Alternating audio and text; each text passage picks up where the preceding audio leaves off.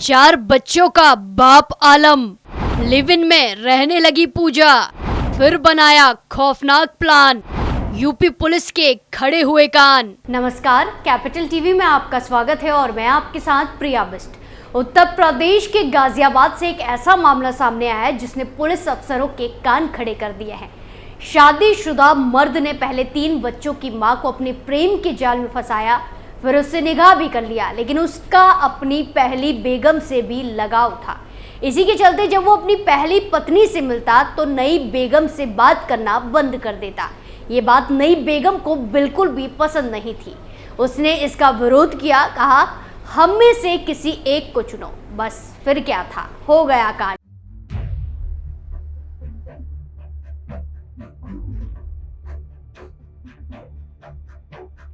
गाजियाबाद के विजयनगर पुलिस थाने में 20 जुलाई शनिवार सुबह करीब 11 बजे एक शख्स दाखिल होता है। हैरान परेशान दिख रहा वो शख्स पुलिस को अपना नाम मोहम्मद आलम बताता है। पुलिस उसे परेशानी की वजह पूछती है तो वो बताता है कि पूजा नाम की उसकी एक महिला दोस्त कल से लापता है। उसका फोन भी नहीं मिल रहा। उसका बेटा गाजियाबाद के मसूरी में एक हॉस्पिटल में भर्ती है और पूजा उसे देखने के लिए ही शुक्रवार शाम को घर से निकली थी। इसके बाद से उसकी कोई खबर नहीं है, वो लापता है। पुलिस आलम से पूजा की फोटो के साथ साथ बाकी दूसरी जरूरी डिटेल नोट करती है और तलाश शुरू कर देती है। पूजा के खिलाफ गुमशुदगी की रिपोर्ट दर्ज हुए अभी 24 घंटे भी नहीं होते हैं कि विजयनगर थाने में अगले दिन एक महिला पहुंचती है। पूनम नाम की ये महिला पुलिस से अपनी लापता बहन को खोजने की गुहार लगाती है। वो बताती है कि उसकी बहन पिछले 2 दिनों से लापता है, उसका कुछ पता नहीं चल पा रहा है। पुलिस अफसर जब उसकी बहन का नाम पूछते हैं तो जवाब सुनकर वो हैरान रह जाते हैं, दंग रह जाते हैं। दरअसल पूनम जिसकी गुमशुदगी की रिपोर्ट दर्ज कराने आई थी, उसका नाम भी पूजा था। वही पूजा जिसके बारे में आलम नाम के शख्स ने एक दिन पहले ही रिपोर्ट लिखाई थी। पुलिस के अफसर पूनम को बताते हैं कि पूजा के लापता होने की रिपोर्ट तो एक दिन पहले ही आलम नाम का एक आदमी दर्ज करा चुका है। ये बात सुनकर पूनम के होश उड़ जाते हैं। वो बताती है कि पूजा को किसी और ने नहीं बल्कि आलम ने ही गायब किया है। अब पुलिस अधिकारियों का माथा ठनक जाता है। पूनम उन्हें बताती है कि उनकी बहन पूजा पिछले कई सालों से आलम के साथ लिव इन रिलेशन में रहती थी और आलम ने ही उसे गायब कर दिया है। पूरे थाने में सन्नाटा पसर जाता है। पुलिस वालों के चेहरे पर कई सवाल दौड़ने लगते हैं। आखिर ये पूजा कौन है और अगर आलम ने पूजा को गायब किया तो फिर वो रिपोर्ट लिखाने क्यों आया? पूनम और आलम में आखिर कौन सच बोल रहा था? अब पुलिस सबसे पहले पूजा के मोबाइल नंबर को सर्विलांस पर लगाती है। उसकी आखिरी लोकेशन गाजियाबाद के मसूरी इलाके में गंग नहर के पास मिलती है। इसके बाद जब आलम के नंबर को ट्रेस किया जाता है तो पुलिस अफसर चौंक जाते हैं। आलम और पूजा के मोबाइल की लोकेशन मसूरी के हॉस्पिटल से लेकर गंग नहर तक साथ थी।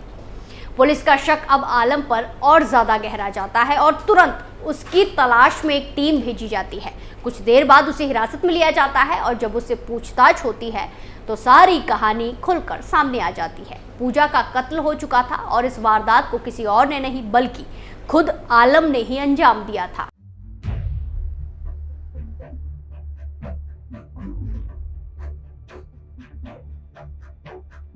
दरअसल कहानी कुछ इस तरह की थी। 3 बच्चों की मां पूजा का अपने पहले पति टीटू से तलाक हो चुका था। वहीं 5 साल पहले वो आलम नाम के कार मैकेनिक से मिली थी। दोनों के बीच दोस्ती हुई और दोस्ती के बाद अफेयर शुरू हुआ। पूजा के साथ साथ आलम पहले से ही शादीशुदा था। उसके 4 बच्चे और उसकी पत्नी शना गांव में रहती थी, लेकिन पूजा से प्यार के खातिर वो नोएडा में काम करने लगा और नोएडा में कार मैकेनिक की दुकान खोल ली थी। उसने विजयनगर में एक मकान खरीद लिया। वहां पूजा के साथ लिव इन रिलेशन में रहने लगा। 6 महीने पहले उसने पूजा से निकाह भी कर लिया। दोनों का ये निकाह घर पर ही हुआ। वहीं पूजा आलम की पहली पत्नी शना और आलम का तलाक चाहती थी, लेकिन आलम का पूजा से निकाह के बाद भी पहली बीवी शना और अपने बच्चों से लगाव था। इसी बात पर आलम और पूजा के बीच अक्सर झगड़े हुआ करते थे। पूजा चाहती थी कि आलम पहली पत्नी को तलाक दे और सिर्फ उसके साथ रहे। पूजा दबाव बनाती थी कि आलम उसके साथ ही रहे, लेकिन आलम ऐसा करने के लिए बिल्कुल भी तैयार नहीं था। जब शना और उसके बच्चों को आलम की जरूरत होती तो वो कई दिनों तक अपने पुराने परिवार के पास चला जाता और तो पूजा से बात भी नहीं करता था। यही बात पूजा की जिंदगी पर भारी पड़ गई। दरअसल एक दिन पहली पत्नी शना का एक बच्चा काफी बीमार चल रहा था, जिसके इलाज के लिए 18 जुलाई को आलम अपने और शना के 4 साल के बीमार बेटे को लेकर अस्पताल आया, जिस पर पूजा ने नाराजगी जाहिर की। उसने कहा कि मैं कई दिनों से बीमार थी, लेकिन मुझे देखने तक नहीं आए। इसको लेकर पूजा आलम पर बार बार ये दबाव बना रही थी कि अपनी पत्नी को छोड़कर उसके साथ रहे। लगातार वो आलम को फोन कर रही थी। उधर आलम का बच्चा अस्पताल में भर्ती था, फिर पूजा ने आलम को बताया कि वो अस्पताल में आ रही है। वो अस्पताल के पास पहुंच गई। उसने कहा कि तुमने मुझ में और सना में किसी एक को चुनना होगा। पूजा लगातार आलम पर दबाव बढ़ाती रही, जबकि आलम इसके लिए तैयार नहीं था। बस फिर क्या था, आलम ने पूजा को ही रास्ते से हटाने का प्लान बना लिया। आलम ने उसकी हत्या का एक खौफनाक प्लान तैयार किया। 19 जुलाई को उसने पूजा को कहा कि आज हम कहीं घूमने चलते हैं। पूजा मान गई। दोनों सेंट्रो कार में बैठकर घूमने के लिए निकले। इसी दौरान दोनों में विवाद हुआ। रास्ते में ही गंग नहर के पास आलम ने कार रोकी। इसके बाद आलम ने चुन्नी से गला घोंटकर पूजा की हत्या कर दी। इसके बाद आलम ने उसकी लाश को गंग नहर में फेंका और अपने गुनाह पर पर्दा डालने के लिए अगले दिन उसकी गुमशुदगी की रिपोर्ट दर्ज करने थाने पहुंच गया। इससे पहले कि पुलिस पूजा की तलाश शुरू करती कि अगले दिन यानी कि 22 जुलाई को पूजा की बहन पूनम भी विजयनगर थाने पहुंची। पूनम ने मोहम्मद आलम पर शक जाहिर करते हुए पूजा के अपहरण और उसके साथ अनहोनी होने का अंदेशा जताया, जिसके बाद पुलिस ने इस मामले की जांच चालू कर दी। पुलिस ने इस शक को ही जांच का आधार बनाया और पुलिस ने जब आरोपी को हिरासत में लेकर पूछताछ की तो पूरी कहानी का पर्दाफाश हो गया और मोबाइल लोकेशन की वजह से उसके सारे प्लान पर पानी फिर गया।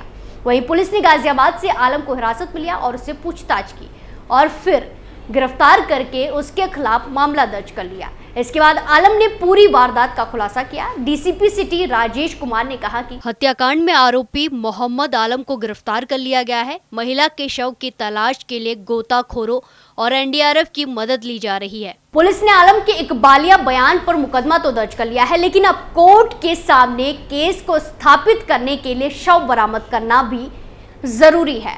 बरसात के चलते गंग नहर उफान पर है। आलम को शव फेंकते हुए भी 6 दिन हो गए हैं। इतने दिनों बाद शव बहकर कहां पहुंच गया होगा, कहा नहीं जा सकता। इन परिस्थितियों के चलते पुलिस के सामने शव बरामद करना बड़ी चुनौती है। वहीं पुलिस का कहना है कि आरोपी ने जिस कार को वारदात में इस्तेमाल किया वो किसी ग्राहक की है। तो देखा आपने किस तरह एक प्लान के तहत अपनी ही पत्नी को मौत के घाट उतारा गया, लेकिन फोन की एक लोकेशन ने सारे प्लान पर पानी फेर दिया। इस पूरे मामले में आपकी क्या राय है, कमेंट कर जरूर बताएं। स्पेशल स्टोरी में फिलहाल के लिए इतना ही। फिर पेश होंगे नए मुद्दे के साथ। बाकी तमाम खबरों के लिए देखते रहिए कैपिटल टीवी उत्तर प्रदेश। नमस्कार।